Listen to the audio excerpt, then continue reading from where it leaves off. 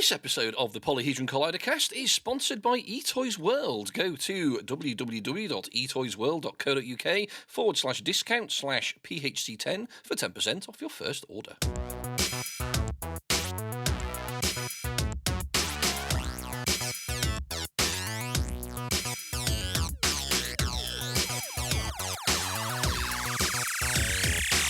Hello, ladies and gentlemen, and welcome to the Polyhedron Collider Cast, episode 189. I'm Steve Tudor. I'm Andy Lewis. I'm Sid Gill. And I'm Rory Summers. Gents, I've got something for you that I'm going to call it, Rory's Segue Challenge. Right. Today's episode, we have a definite theme running through this episode of games. Japan is the theme. So the Segue Challenge is you're not allowed to use Japan in the Segue Challenge, but every game needs a segue. Not allowed to use Japan. We're also not allowed to talk about short. You're not allowed to use the word short or brief moving from one game to another, because all of these games are quite short for the amount of game you have. There you go. That's Rory's Segue Challenge.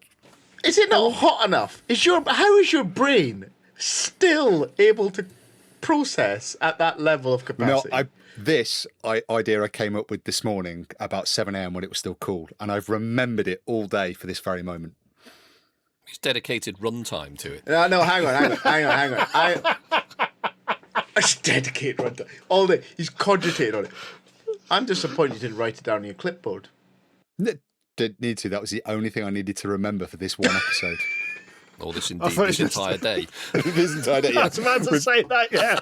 I've not had a busy day today, so. Mr. Summers, I doff my cap to you because I have to check my pants to remind myself of my name.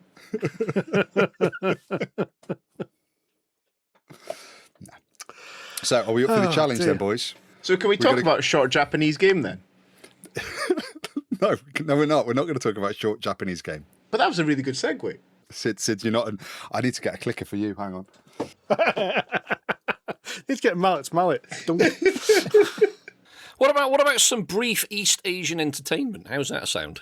Ooh. I did use the word brief. Yeah. Brief. No brief. No short. How about a long Western game instead? Like Great Western Trail. Let's talk about that. Yeah, that's completely different. It's completely different. I've already done the artwork for the podcast episode, guys. We've got to do these 4 games. That's a gamble, Rory. That's really a gamble. You've committed everybody now to talking about 3 extra games. It was fine. Look, we have a very rigid plan for what we're talking about today.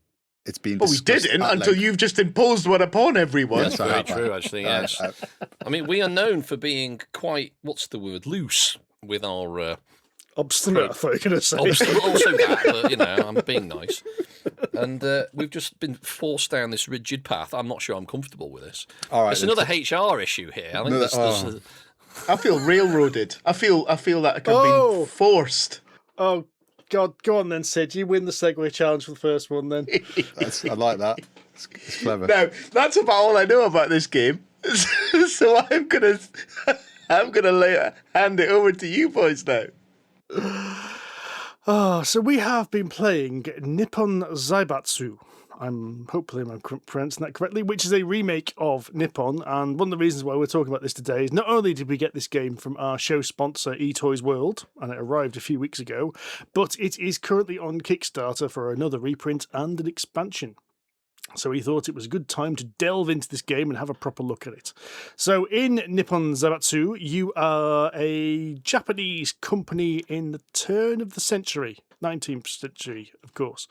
20th. What am I about? To the 20th century. And the railroad is coming to Japan, and so is industry. And at the start of the game, all of Japan's kind of needs is being filled by foreign interests, and your job is to build your Zaibatsu, which I believe is Japanese for a factory or conglomerate, in order to build factories and supply these goods. So there's 6 different goods with various levels of demand across all of Japan.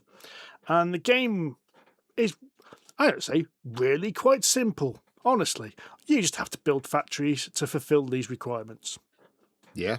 Not much else to say about that. I will say actually, this is I would say a medium to heavy-ish Euro. With what is quite interesting compared to most other Euro games we played over the last several thousand episodes, it seems, is there's only 2 ways to score points in this game. So unlike the traditional point salad, you will score points by controlling territories, and you do that by putting your influence tokens down, which you further do by supplying the goods that people want. So these influence tokens goes down, and at the end of certain points of the game, these influences like an area majority, and you'll score points based on who has control of each of the 4 zones on the board. Where that gets interesting, where the foreign element comes in, is the foreigners can score points here. The score doesn't mean anything, but it basically blocks a player off. So, for instance, the scores on the board are what the foreign investors already have, and you're trying to beat them, and if you don't, then you could potentially lose on the first, second, or third slot of points. The other way in which you score points at the very end of the game, you will get points for how you have developed your board, your Zaibatsu board. And where this is really interesting is throughout the game, you will take a certain action which will flag one of these different things on your board, which are a bunch of whole tracks on there, which is how many trains you put down, how many boats you put down, how many machines you put down, 3 tracks which are research, coal mining and income, and then factories and contracts. And those are all the things you can score, but they all score a different number of points depending on which scoring token you've put on the A track, and you will not, unlikely get all your scoring tracks scoring.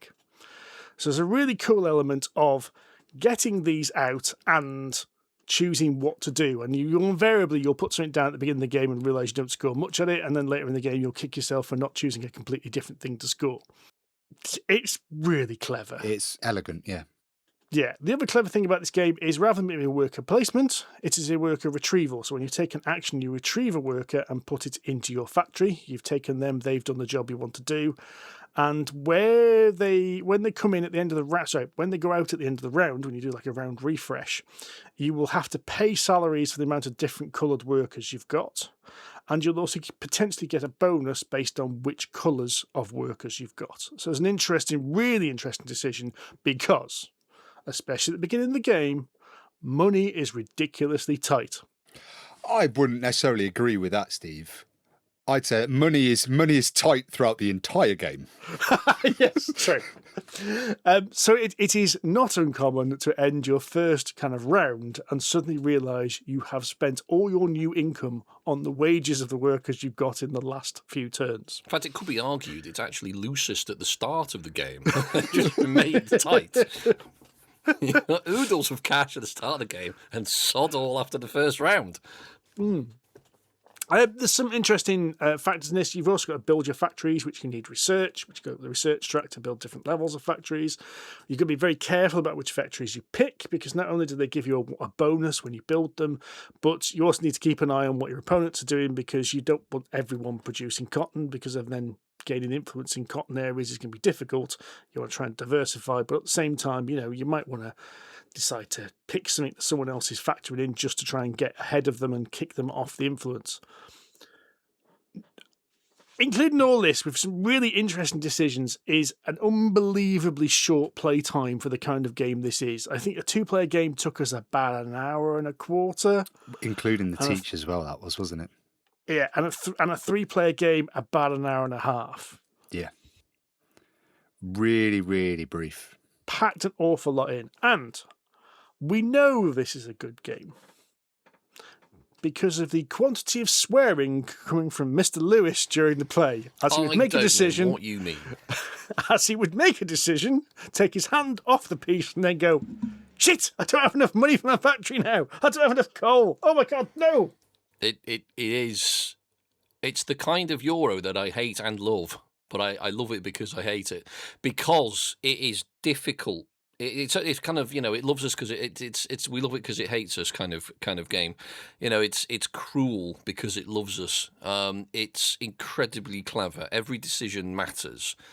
There's lots of ways to play it, but they're all incredibly tightly woven, and they all influence each other. And sometimes you start to take actions just based on the colour of the meeple, because you don't want to pay the massive wage bill at the end of the round. Because if you take 6 different meeples, you're paying probably more money to them than you actually earn. So you're going to be losing points. So you've got to be pretty economical with your actions. You can take up to 6 in a round, which is kind of annoying because I wanted to take 9 in the first round and I wasn't allowed to. So it's like, no, Andy, you have to take 6. God damn it!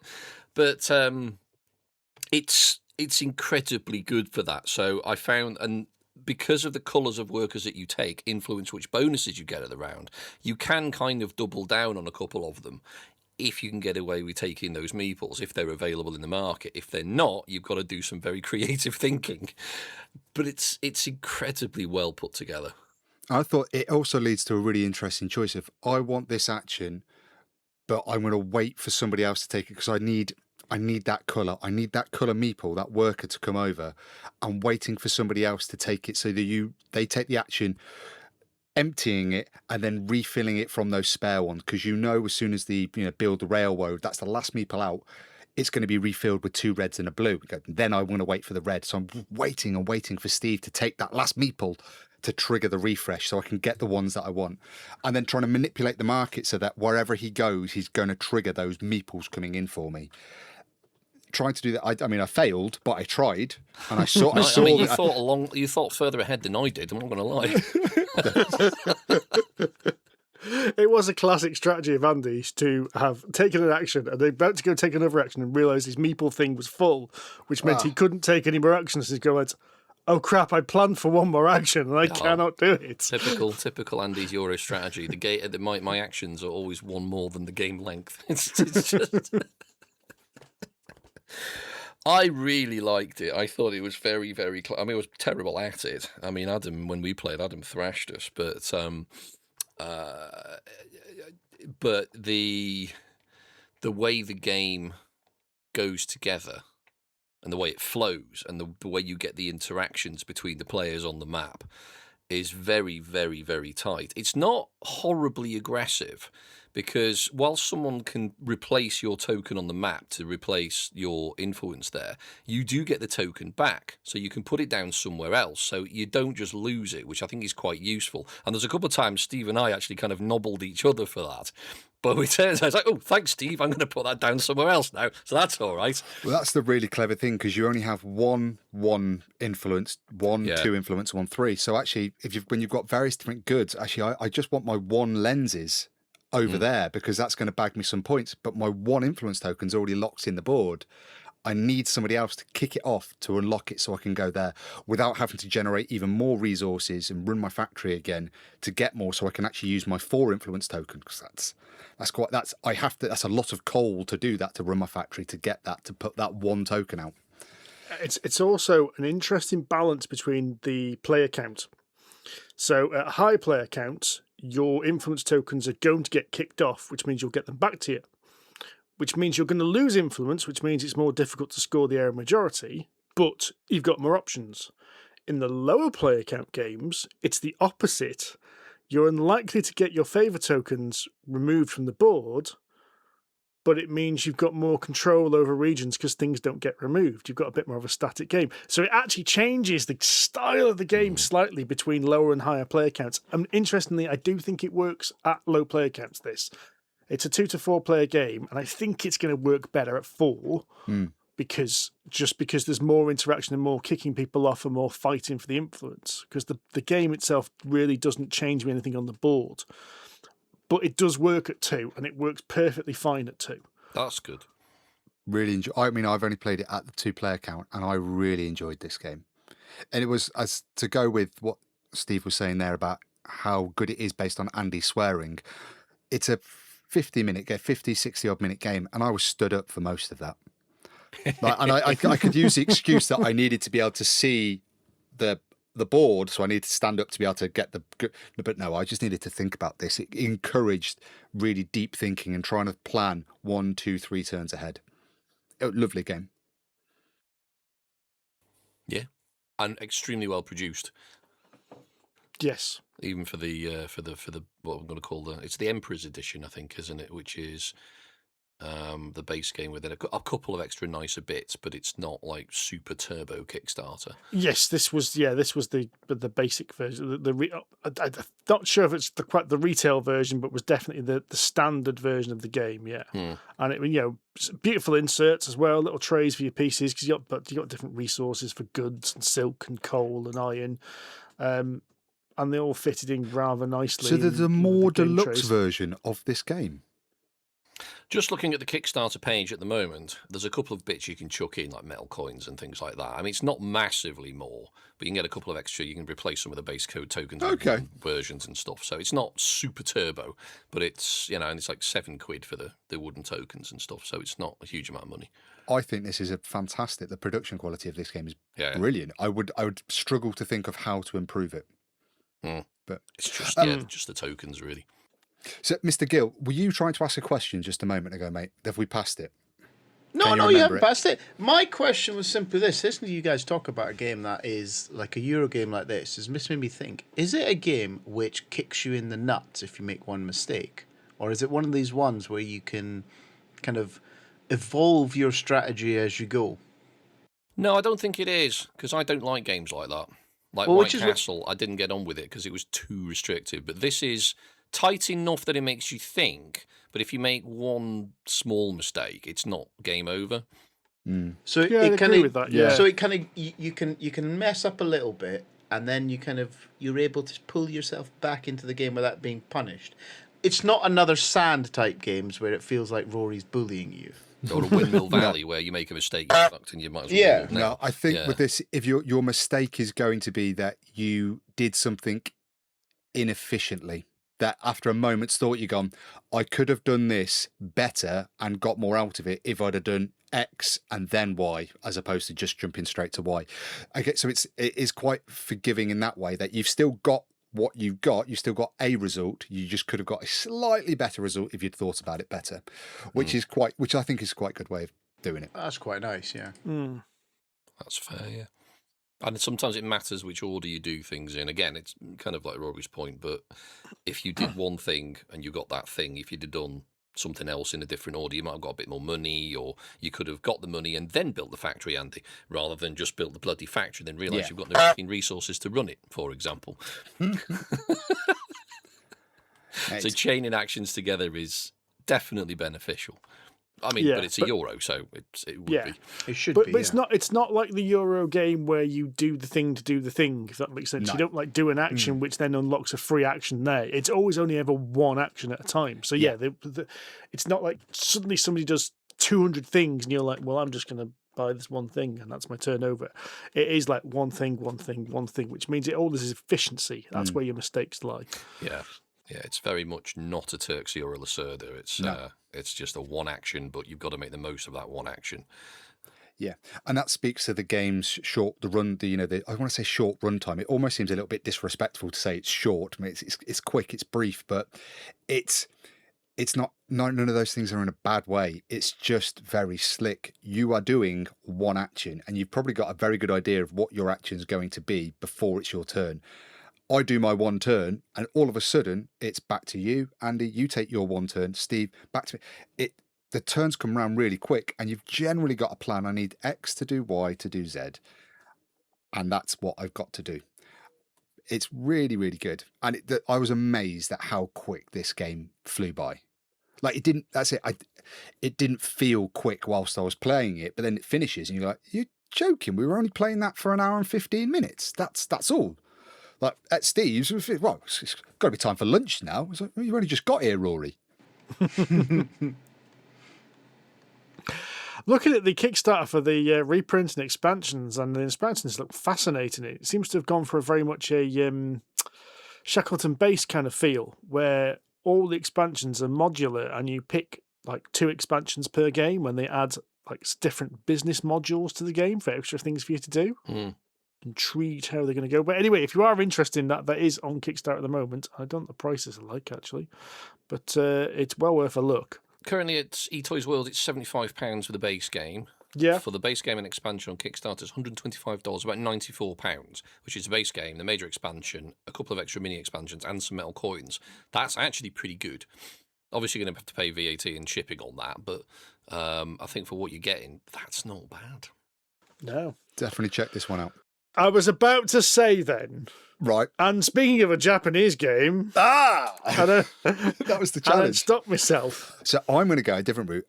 On the back of Sid's question there, of a punishing game where making one mistake is fatal and can cause major upsets, should we jump to another game that Steve and I played several times at the weekend? And we talk about Gruntz from All Play. Well, this is not a Japanese theme. It's not. Game, no, there's the only one that isn't part of the Japanese theme, but it is a very short game. So that's the other. That's the other theme. These are all games that are quite short. I'll let you off this time. Okay. I wouldn't. Hold them to account.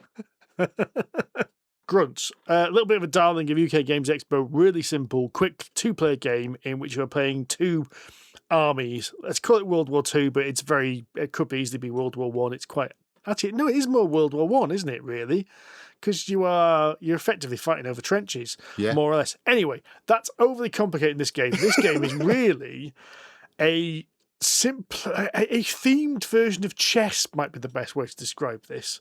You have a number of units, which are captains, grunts, tanks, trucks, and aircraft.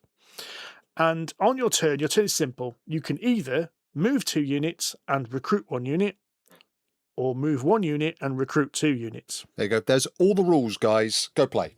The only kind of little the only kind of differentiation when you're recruiting is a lot of the vehicles, so the tanks and the trucks, have little magnetic things. So you can choose what type of tank it is. So is it an artillery tank? Is it anti-aircraft tank? And has the truck got anti-aircraft artillery? Or is it a troop transport? And there are everything's wooden blocks. Yeah. And the things you add to the tanks and the trucks are little magnets that go on as well. Also, you've got planes you can add in, and they can be fighter planes or bomber planes. And all you have to do is there's 3 points in the middle of the board. It's a simple grid board. You have to control either as many of them as you can for as long as possible. You gain victory points at the end of each turn based on how many you've controlled. And it's a first person to 3 victory points wins. Or you need to get your captain onto enemy base, which is basically their back line. I mean, there's some subtleties like troops can't kill tanks, tanks can't kill aircraft, aircraft can't kill tanks, but bombers can kill tanks. It's things like that. So it's got a bit of a chess mixed with rock, paper, scissors. Yeah, that's it. Rock, paper, scissors. It. I mean, I've explained the entire game there. Whereas, we took to Nippon and we basically just did an over the head. That was like the entire game. This game takes minutes. It reckons it takes 20 minutes a game on the side of the box.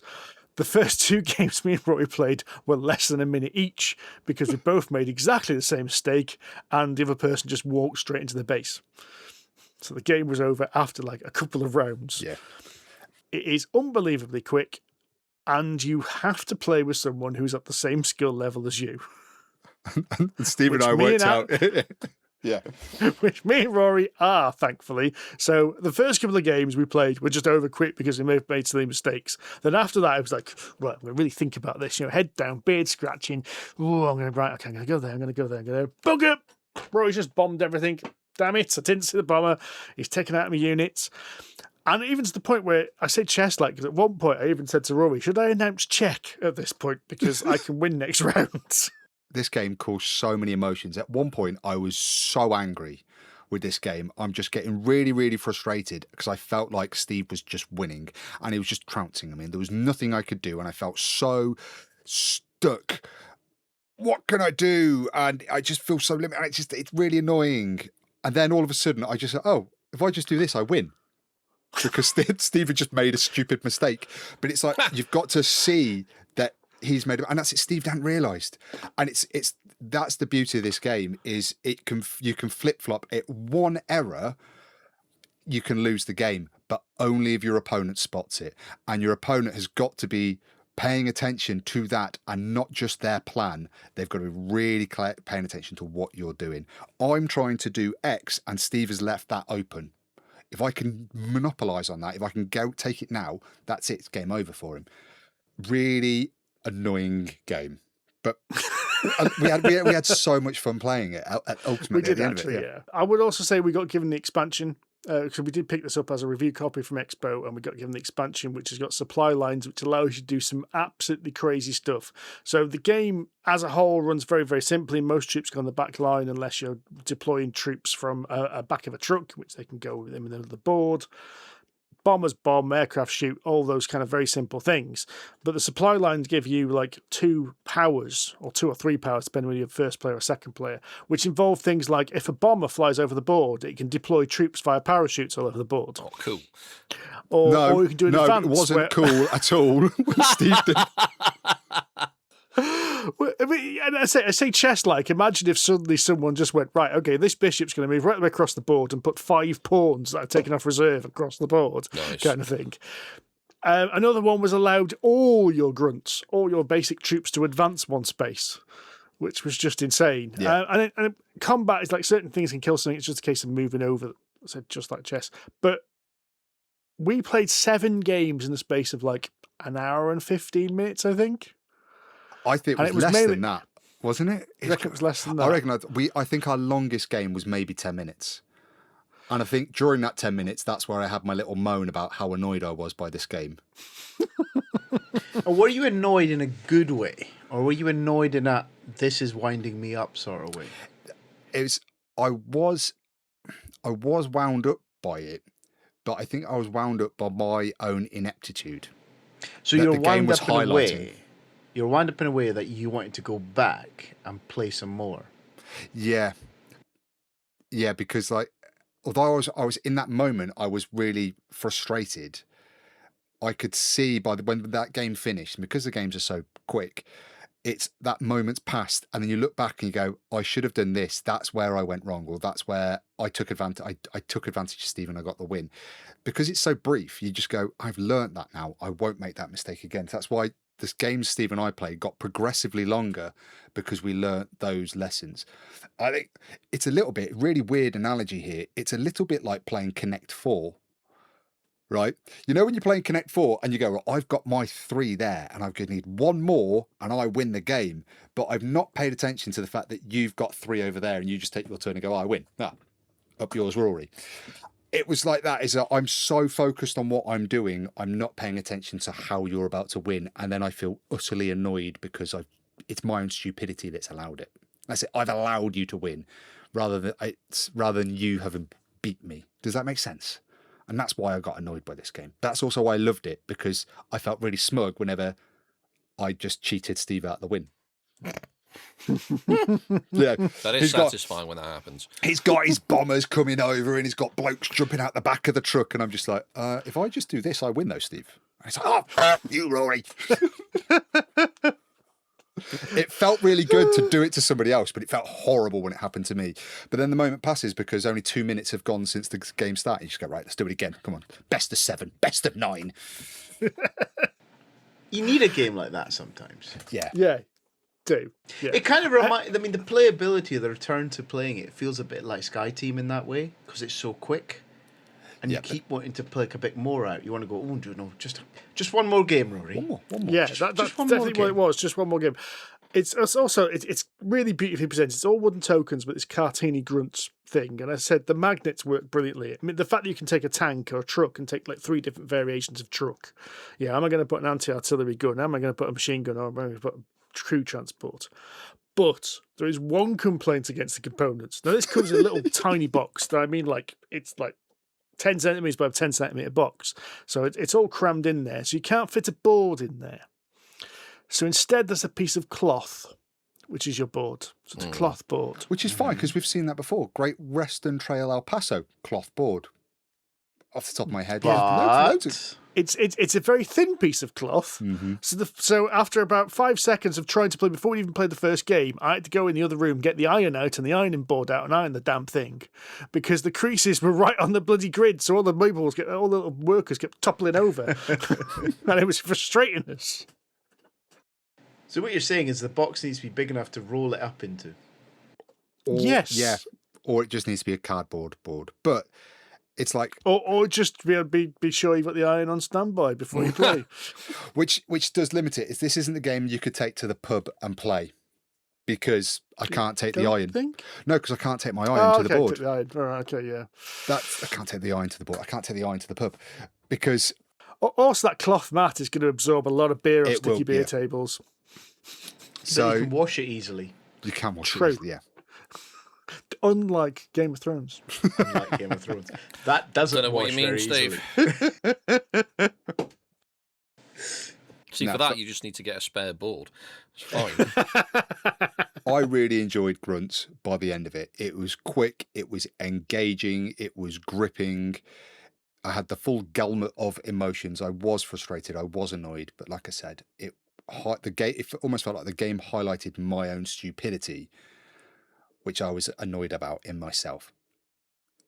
But it's we just so much fun. Fun and frustrating in equal measure, I think, is a good way to describe it. Because, and you're frustrated at your own incompetence because you think you've got an awesome plan and to find that you've forgotten to see where that bomber's flying and bang goes your tank, which was central to all your plans. And a great value for money as well. I think we worked out that you can pick this up with the expansion and the metal pieces for about 25 whips, wasn't it? Yeah. Yeah. I think base game was 15 quid. I think 20 quid RRP, Yeah. but most places online was 15 quid. Wow. Which for 15 quid is an absolute banger based on what's in there.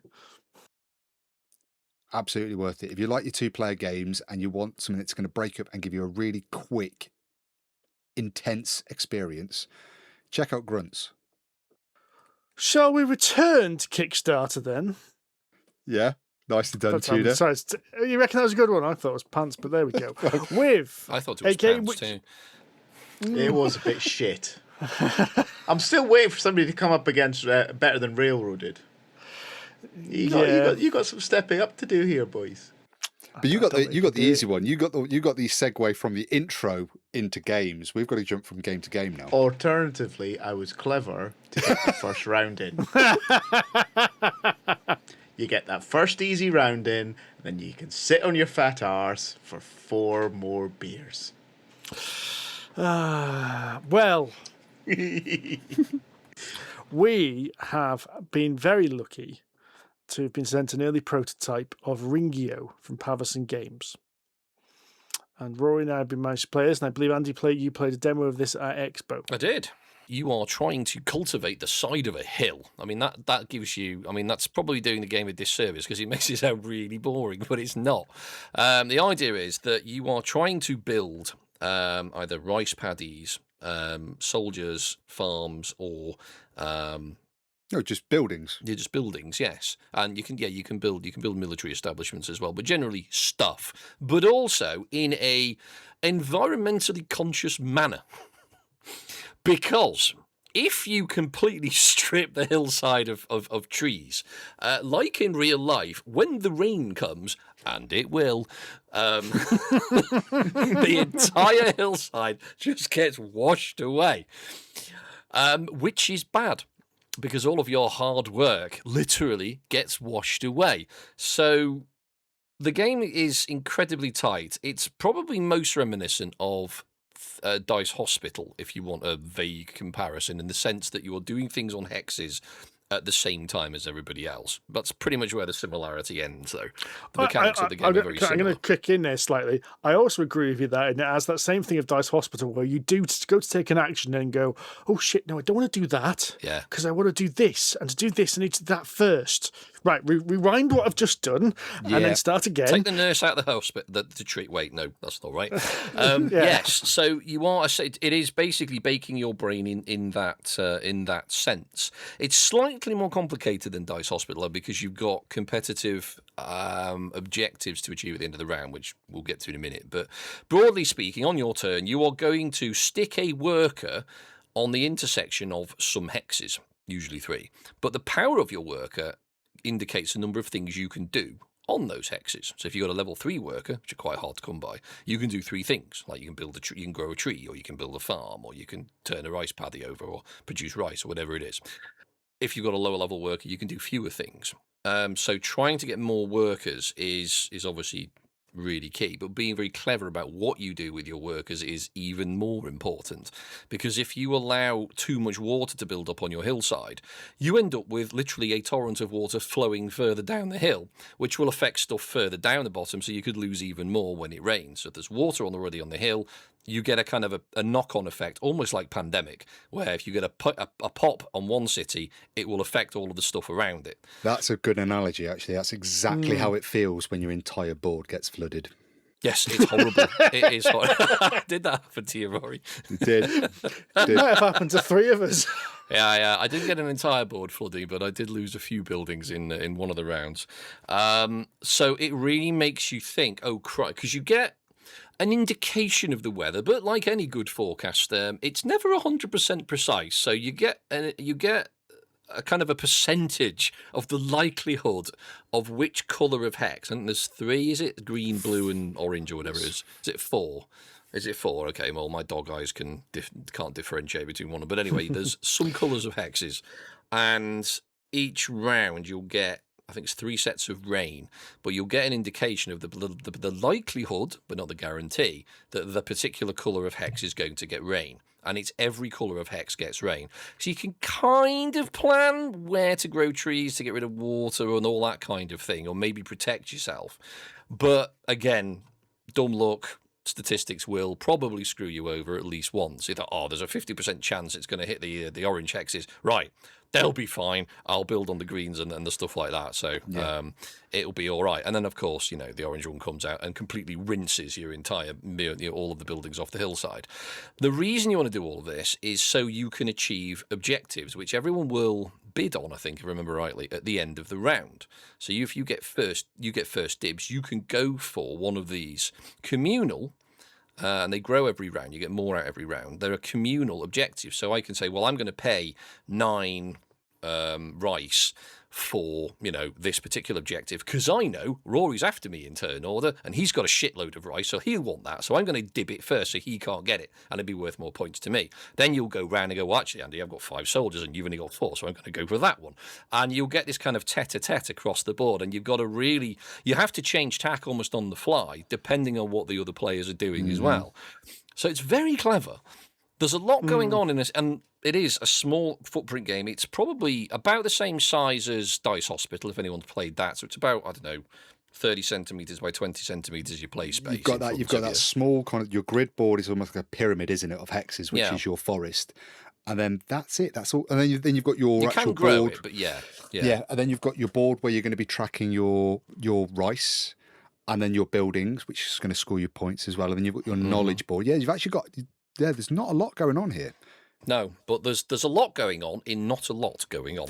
That's it. There's not a lot of bar the actual tree pieces. There's not a lot of pieces for this game. And then your tree pieces, you've got the 4 different colours, and these are little. So they are going to be rewood cones. Yeah. They're going to be rewood cones in the 4 different colours. So you stack these up. So every time it does rain for like the maple, which is the orange trees, all your orange trees grow by 1 more. Which is really clever. So you need loads and loads of these, because the trees grow and you cut them down and you replant them and they grow again.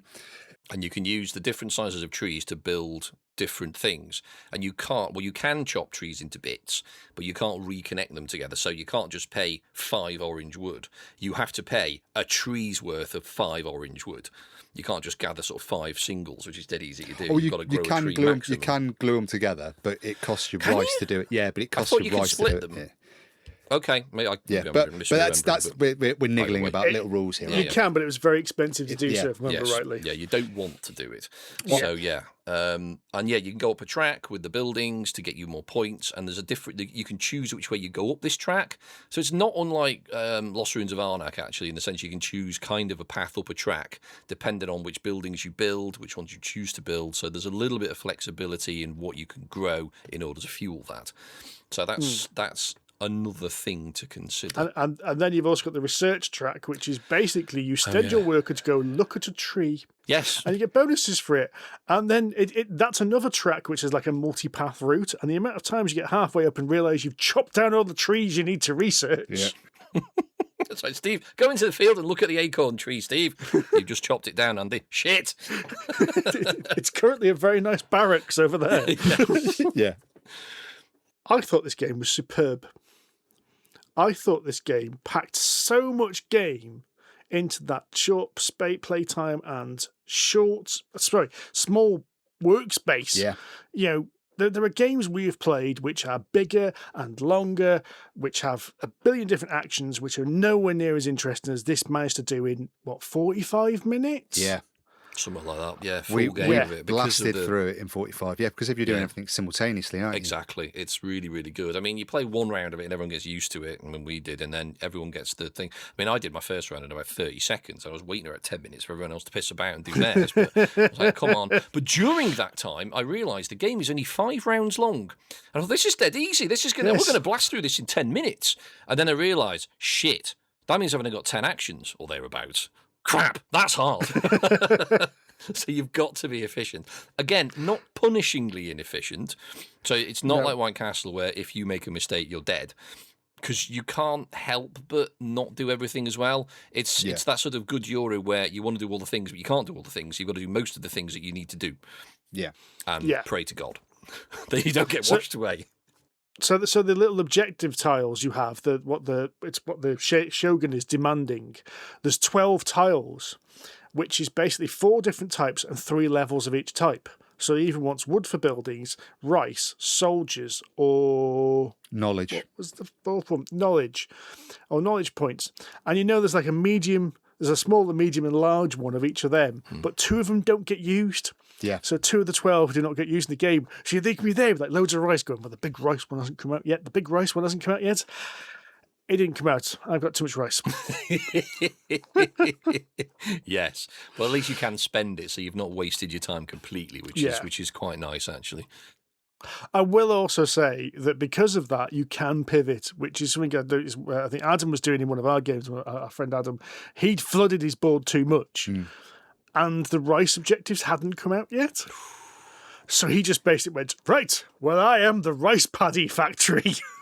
I just produced rice and rice and rice. Here's me carefully managing the top of my mountain so the rain wouldn't flow down. And there he is, winning all the points by just producing buckets of rice.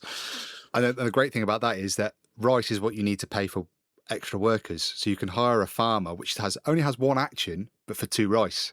So you go, well, I've got all this rice. Actually, I'm going to generate more rice than I can store. So I'm just going to hire loads of farmers to go plant more rice. Or more trees. or more trees. Or just, it's really clever. I think a really funny thing I found about this game. So we've been sent this to review for the Kickstarter.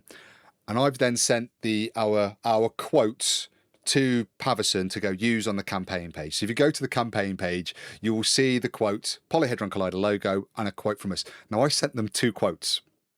I sent them the one that's on the Kickstarter page and the other one, which I didn't think would make it, which was something that was said at the table halfway through round 2. And that was, this game is really good. And I was really hoping they would put that on the campaign page, but they didn't. It's like Jeremy Clarkson's Hawkston Lager advert. Oh, that's good. But it was, we were halfway through round 2 of our first game. And it was just like, it is. This is just really good.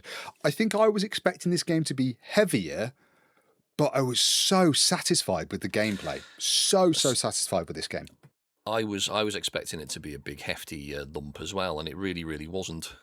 Probably because like Luthier was a heavier game. I was expecting it to be that weight of game, and it's below that, but it has such engagement and such thought that you have to do every round. It does have that lovely quality that we do so seek, is the rules light but crunchy heavy, crunchy think. It does hit that sweet spot, I think. I did leave it thinking a bit, but that's probably because that's just me and I'm a miserable bastard. I mean, it's still a great game, a really great game. Lightweight, I'd say probably 3.5 out of 5, if that. Rules wise, it's not hefty. 3-ish, yeah. Yeah. It's midweight. It's not particularly heavy. So No, it's very course, approachable. But it's not. I think it's not trying to be a 4, is it? No, exactly. Exactly. That's what makes it good. Yeah. And approachable. So it'll cover a lot of desires and requirements, really. So if you want something that's thinky but approachable, that's right where this is. And really quick. And that's the other theme of this episode is the amount of decision space and the amount of engagement in this game to finish it. And you go, Christ, we've only been playing it for less than an hour. Let's just set it up and play it again. And I think that's where this game's going to do really well. It's going to have a lot of replayability because let's just shuffle the cards, go again. And you'll get a totally different game because the objectives are different. The or they'll weather's come out in gonna be different order. The weather's different. Yeah, exactly. Yeah. And it's not the crapshoot that we found to be Bunny Kingdom Town last time that we talked about. That that's got a lot of random in it, but it's chaotic random. Whereas this is random, but you can deal with it, and I think that's the good kind of random. And this is the game that in the last episode Steve alluded to when we talk about Andromeda's Edge and how that game didn't really earn its table time. Yeah. This game, it's so short and it delivers so much, so well and so quickly. Really impressive. It was interesting that after this was the one I was talking about in the episode, but then Nippon, which we've also talked about today, also kind of cemented that feeling where I just kind of thought, there's so much game here for such a short amount of time as well. Why is Andromeda's Edge so baggy? Flabby. Yeah, but flabby, yeah.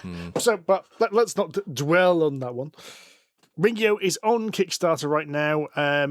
It will have been on for a few days when this episode goes out, and I believe it's a relatively short Kickstarter. 16 days, if I remember. 16 I days. think So that's what Libby said. So it should be 16 days. So there should be about 10 days left by the time this comes out. Of course, it's a Pavison game, so there are all manner of deluxeified versions of this game available. But I don't know what we played compares to the kind of deluxeified versions, but the version we played was very pretty. The rewood trees were very nice. Yeah, I thought it was absolutely lovely. Ringyō is all about saving trees and managing your just about to managing your mountainside. If you want a game that's also Japanese and about saving trees by not using cars to get everywhere, we've got Green City. You just broke the rules there. You used Japanese.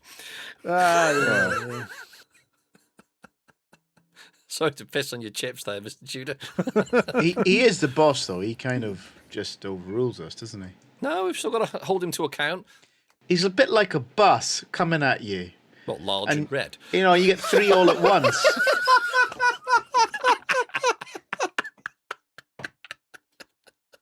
Sunburn, all right. Oh, big boned. I'm genuinely interested where that analogy was going, though. So he's a bit like a bus because you're gonna be talking about. You're going to be talking about Green City, which is all about various modes of transport and them all arriving one at a couple at a time or things like that. Oh, okay, I'm right. You know, I'm going to go back to railroaded. I'll just shut up now. you peaked early. Leave it there. Go back to your phone. I peaked too early, didn't I? So Green City is designed by my man Fabio Lopiano and Mandela FG. We picked this up at the UK Games Expo. This is from UK Games, which is the Japanese publisher that provided this. It's going to be available here in the UK very, very soon, if not now when you're listening. This is a really light, small box game, which is very different from the other games that Fabio and Mandela have done. In this game, the idea... Yes. Sorry, I'm making faces there because you would not guess this is that Fabio game. No, you wouldn't. It's so opposite end of the weight spectrum. It's ridiculous. Amazingly, this plays up to 6 players, which is actually bonkers at that player count. Is sure to be. The idea here is you've got this big board and this big hexy board in front of you, and you've got a load of spaces on the outside which are going to be your destinations. You're going to put wooden tokens out there that have a picture on it that matches somewhere on the board. Every turn you're going to take a tile from a bag, it's a hex tile, and on one side it will have someone walking and a bike, and on the other side it'll have a bus and a tram, and you put that down to one of your passengers, which is your wooden tokens on the outside, and you're trying to get a consecutive route of that type to the destination. So my Chappie wants to go to the school. So I need to make sure there's 3 bikes to get him to the school. He will then score and go onto the bike track. Okay. The fun thing here is that how quick this game goes. So I've built my little track here. If I've taken a bike, I want to go for like a middle distance. I want it to be 3 or 4 tiles. If I'm walking, I want it to be 1 or 2. If I'm taking the bus or the tram, I want it to be a lot longer because I want to get my money's worth and be the most environmentally friendly. Of course, the tiles I'm placing on the board don't belong to me, so you can piggyback off them as well, as long as you're using the same route type. So if you're traveling by bus, you've got to hope that I put down the bus side of my tile. And all the tiles are different, so it might have bus and bike on one side as opposed to the bus and tram. As you go through these, every time you score your passenger, you put it onto one of the racks, depending on what mode of transport you took. You score some points, and at 4 points throughout the game, you're going to unlock the tiles. Every time you cross, I think it's 10, 20, 30, 40 points. The randomly allotted transport tile will go into the bag as well. Now, when someone draws that, the bus tile comes out, the game stops, and you score everybody on the bus track. If there are the fewer tokens on that track, the more every token is worth. So if you're the only person to have put a bus down, when that bus token comes out, you're going to get 9 points per token you have.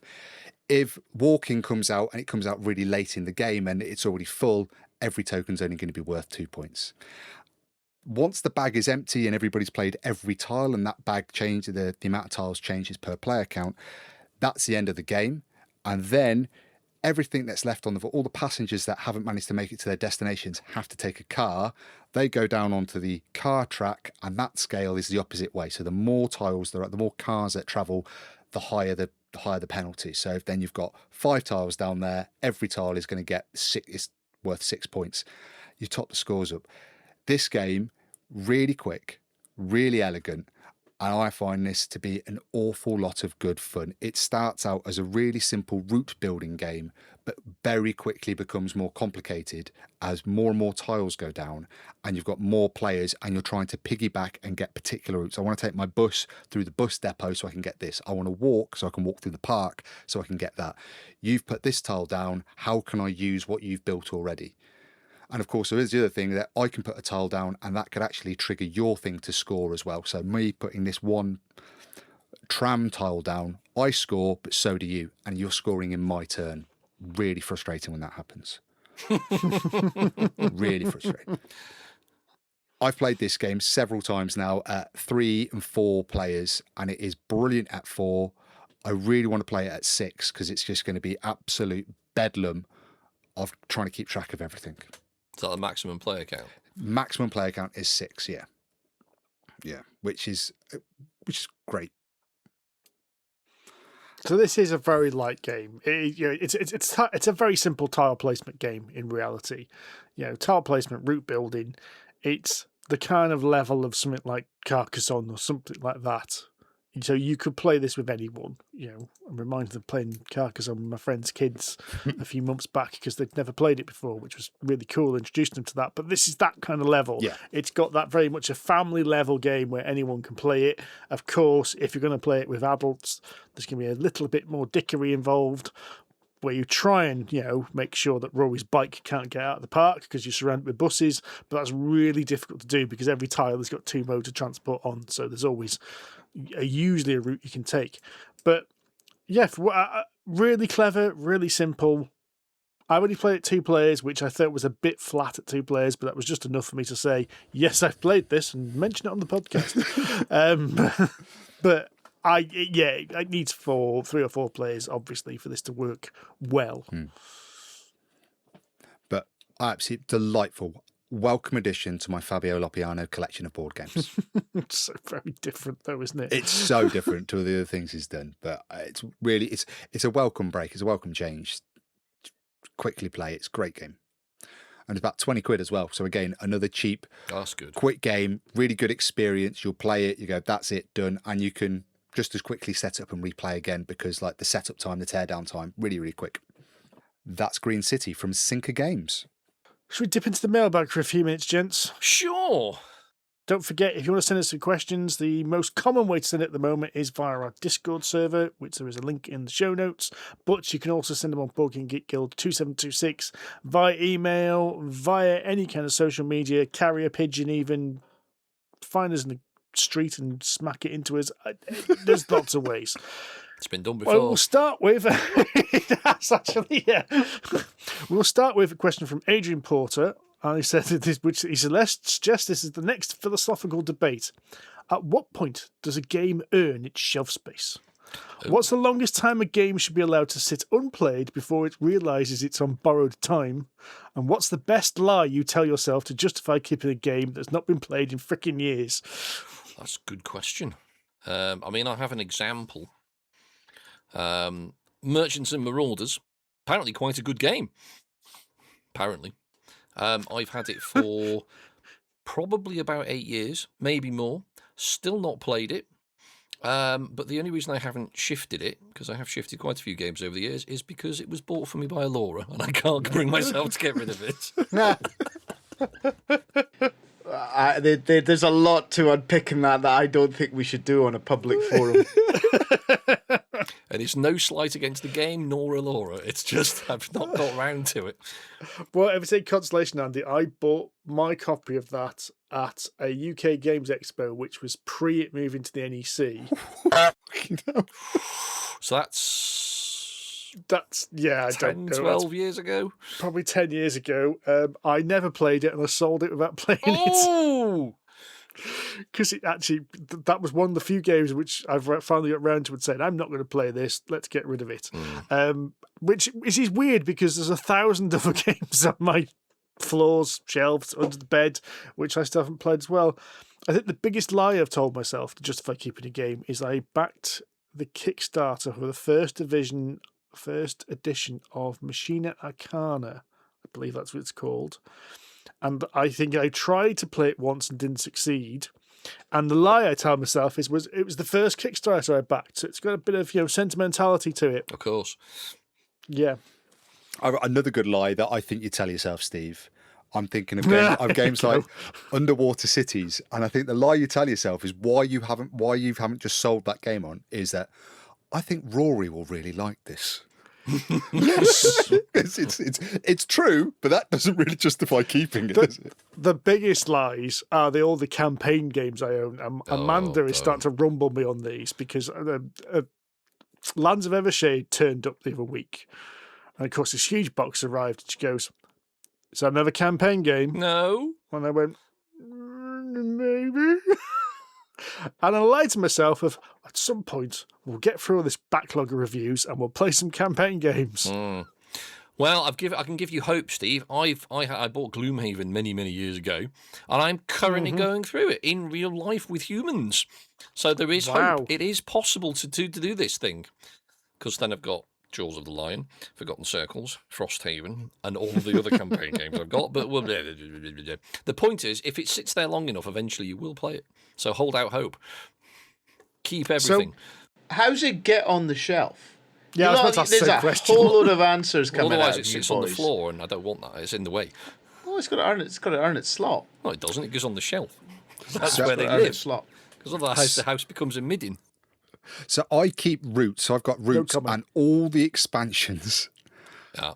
Which I tell myself one day there will be like a Holocaust or there'll be a zombie apocalypse, and I'll only be able to rescue one game to play with 3 other people for like the next year. And I think Root is the one that I'll take with me because it's got so many variables with all the expansions, and that's why I'm going to keep it.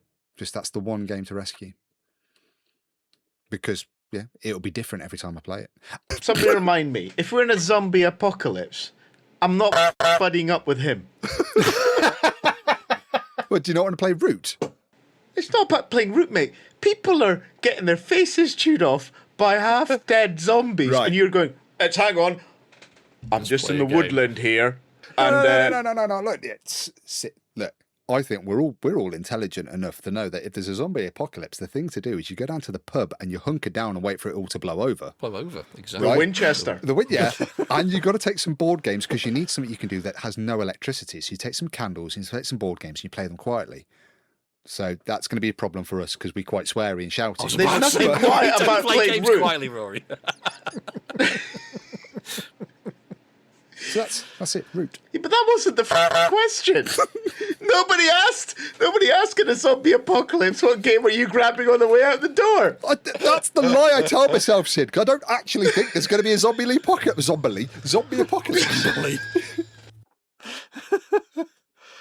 That'll be the Andrew Lloyd Webber version of it, because you've got What, on roller skates? yeah, well, you've got Jellicle Cats, you've got Zombies in the musical now. That's it. Somebody's going to make Zombies the musical. It'll be Webber. You just watch. Jellicle Cats, Zombies. What am I talking about? Seriously, I don't know. But I think to go back to It's gone to a dark place. the core question: what point does a game earn its shelf space? And I think for me, if I've only ever played a game once but had a thoroughly brilliant time playing it, that's it. It's on the shelf and it's going to stay on the shelf forever, and I'll never sell it if I've had one great experience. That's fair. Yeah. And there are some games that I was like, I've played that. It was absolutely belting, and I'm never, ever, ever going to get rid of it. And that's okay. Except in a zombie apocalypse, when Root will win. But I'm not going to get rid of it. I'm just going to abandon them. That's different. Torin asked a very simple question, I think. He was talking about, we mentioned in 185 about Walker Adventures, and he says he loves that style of game, but outside of FFG, is this the first app-style adventure game we've come across? Now, he's thinking of like Descent and the Star Wars one, and Mansion of Madness, of course, which all use the same kind of app which ran the game. So they have a GM and you played the game in front of you, and this is what Walker Adventures does. Are there any other publishers or type of game where you've come across this? Into the Deathwood, Oathsworn. It's optional, I think. It gives you all the narrative, but it has an app. It gives you the narrative, yeah, but it's not. Brian It's not Cox running the phoned it AI in, because but the AI is kind of. It's partly that, but I don't know of any others that kind of do that kind of dungeon explored as the map reveals. Although we didn't talk about it, I don't think, on an actual podcast. It was in the lost episode, Andy. You were waxing lyrical about the system. Oh, the at UK system. Games Expo. Yes, that does use an app. That is. Oh Christ, I can't remember what it's called. I'm going to have to look it up. Bear with me. Oh no, not it's this, got not the some one that weird-ass costs name. like 500 quid. That one. No, it costs £125 just for the system, and Just for then the you've got to system. pay 115 quid for the game on top. Right. Okay. Yeah. So I was only 200 quid off. Yeah. Right. Yeah, exactly. Get it right. Don't undersell it. But yes, that was one. But it works in a different way. It uses. It knows where all your miniatures are, and it knows what dice you roll and various other bits and bobs. Now, it was quite entertaining, and the games were very different. So it is obviously very adaptable, which is quite good. The one thing I will say, though, it did seem a bit faffy when it came to combat, because you had to tell it where things were and then have to take things off and tell it where the bad guys were, because weirdly it doesn't track them. And to put a weapon in a room, you had to basically tap something on the board. So rather than it knowing, it just seemed a step of faff that wasn't quite required. I played like 5-10 minutes of like the fantasy one, fantasy dungeon crawler. And it was like my interest did kind of slowly get drained as I went through this demo, because at first it's like, oh wow, cool, it knows where my character token is. No, cool, it knows what dice I've rolled. And then it was like, oh yeah, and then you do this, this, and this. It was like you hold this, press this, push this, like bop it, turn it, do it this. Oh, then you got your combat Flick result. Yeah. I'm like, oh, okay. Doesn't Fate Forge use an app? Fate Forge. Yes. Thank you. I Fate knew there was Forge one. does. It's not in the same manner. They're very, very similar, yes. And Fate Forge does use a map to determine enemy priority and lay the map out for you. And when you do explore and things happen, it reveals things happening, yes. And Fate Forge is an unbelievably good game. It's a good game. And because go. you pass the tablet around sometimes, don't you? If I remember right, when we played it I played it years ago. Also, you just reminded me of something else. There's another one that's a bit like a sort of miniature Tainted Grail. Was it by CGE? Or was it... No, it wasn't. It was not Flying Frog. Who the hell was it? Lucky Duck. Was it Destinies? Was it Destinies? Yes, Destinies. Yes. It was Destinies, yes. That's another half unplayed game on the shelf. Going back to that, played the first scenario and the 6 there still to play. Yes. The only downside of that, though, it was only a one-shot. Because once you play that scenario once, it doesn't change it, whereas the FFG games do. So if you've added expansions and stuff, it'll give you 2 or 3 iterations of each map, so you never know really necessarily which one you're going to get. So whilst it was nice, it didn't quite hit the FFG level. Interestingly, that's the follow-up question that Torin asks is, what is our top 3 of this type of game? And he says it has to be top 3, so we don't all just say Manchester Madness. Manchester Madness, Descent. Well, it's not Manchester Madness anymore, is it? It's Miskatonic Tales. It is, no, it's Manchester Madness. Be quiet, you're wrong. We've established that already. No, you said it. I was listening to the podcast last night and I was screaming, going, no, Sid, you're absolutely categorically wrong. Right. No, you're not. You are wrong. You are so hardly wrong. I'm right. You wait till more and more little episodes come out for that game, and a couple of years' time. App-based ones, I think we've all discussed. Fate Forge is really, really good. Yeah, Fate Forge. Miskatonic Tales, really, really good. Yeah. That's not got an app, though, has it? Yes, it does have an app. Yeah, but the app doesn't run it. It does not the way Manchester Madness does. No. The app is just voiceover, and as we determined within 10 minutes, it's pretty boring. Quiet voiceover. Quiet, Tudor. Quiet in the corner. See? Right? See? That's 2 people now said you're wrong, Sid. It's true. No, he just disagreed with me on the quality of the app. I was using the shitty voiceover app as a vague reason to get it. Right. Thinking about disagreements, Cockadrillo asks, we know that sometimes, in inverted commas, we play rules in, inverted commas, creative ways. As in, not what the designer intended. How often did you prefer your version of the rules? I don't change things. I mean, we try, because we are doing reviews here, we try and play a game exactly as the rules are written. Because otherwise you're not doing a proper review, even with RPGs. And lots of people with RPGs say, RPGs are fluid. If you don't like something, just change it on the fly. Well, if we're doing a review of something, we're going to try and stick to the rules exactly as written. I mean, I can think of when we have broken a game because we've not done it in the way the designer intended, but that was within the rules. And we have done that several times. Yes, we have. I don't think they actually made the game better. I just think we broke the game in the process, proving we played it was actually according worse. to the rules, but not the way it was supposed to be played. I distinctly remember Rory and I crossing the floor was it that Zootropolis game or whatever it was called, Zoopolis. And we wrote to the designer saying, is it supposed to be broken? He says, no, we just didn't expect you to like the 2 major parties to team up. What do you expect? We played to the letter of the rules, not the spirit of them. Yeah. Yeah. Yes. There was one game I played recently where I got the rules wrong and realised I had more fun playing it. And that was that Kinfire Chronicles. I got a rule wrong and actually really preferred my way of playing it wrong. Oh. That was in the first playthrough. When we played it, Steve, they were all right. But I had more fun. I had the most fun when I got it wrong. But no, I can't think. I can't think of something where I've played it wrong and actually preferred it in a while. I've got vague memories of it happening long in the past, but it's been a while since that's happened. The one game that I always play with house rules is Who Goes There, but I think I talk about this every time this similar question comes up. Well, your stacked deck, yes. Because playing it rules as written, it is not possible to win. No, it's just really hard, and I think so. I have like some house rules when I play Who Goes There, and because I got the 2nd edition, I had another deck of cards, and I've evened the cards out a little bit more. Yeah, that was a bit more fun. I remember we played that bloody awful Norrell game that we all decided should be rewritten. Because it wasn't actually possible to win. Jonathan Strange and Mr. Norrell. Oh my God, I forgot about that one. Which isn't even in the Osprey sale because they don't want to try and sell it. They know they can't sell it even for £5. No. Can't give it away. Can't give it away. Right then, folks, I do believe that's enough for today. Thank you ever so much for listening. We have been Polyhedron Collider. Don't forget, if you want to ask us some more questions or chat about any of the games discussed, go head over to our Discord server. The link is in the show notes. Also, if you are looking to buy a board game, don't forget our sponsor, eToys World, which have many of the games we've discussed today for sale. If you enjoyed listening to us, please give us a review on iTunes or Spotify. Still looking for some written reviews on iTunes. really, it's been 7 years since we've had a written review, so we need some more on there.